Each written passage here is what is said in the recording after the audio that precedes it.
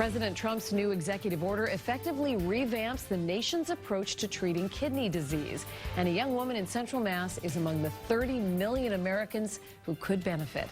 The president wants to double the number of kidney transplants over the next decade by growing the pool of living donors. And as Ken MacLeod explains tonight, that is welcome news for a 19-year-old young woman and her family.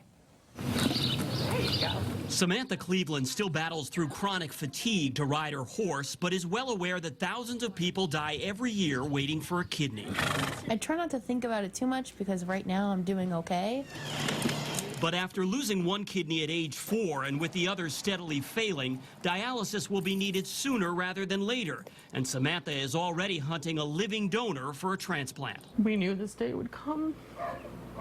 Her mom fights back tears as she thinks about her daughter's fragile health and the executive order signed by the president today, which among other things aims to double the number of kidney transplants by 2030. My order supports the selfless individuals who donate kidneys. It does that by offering to repay healthy people for many costs they incur donating one of their 2 kidneys, like travel, lost wages, and childcare. I'm hoping this will encourage people to reach out. And that would be huge because of the 115,000 Americans on the organ transplant waiting list, 80% need a kidney.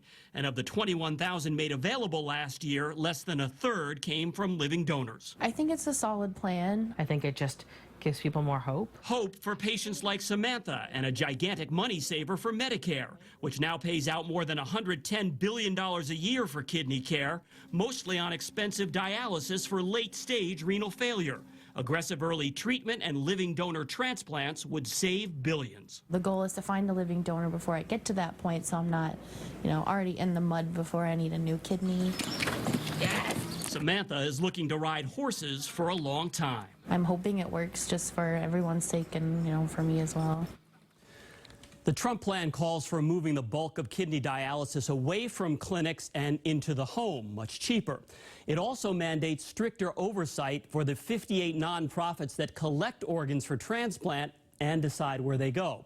As for Samantha, chronic fatigue has forced her to put a hold on her college, but she hopes that's just temporary. David and Lisa. And we hope to get some good news from Samantha someday very soon. Ken, thank you.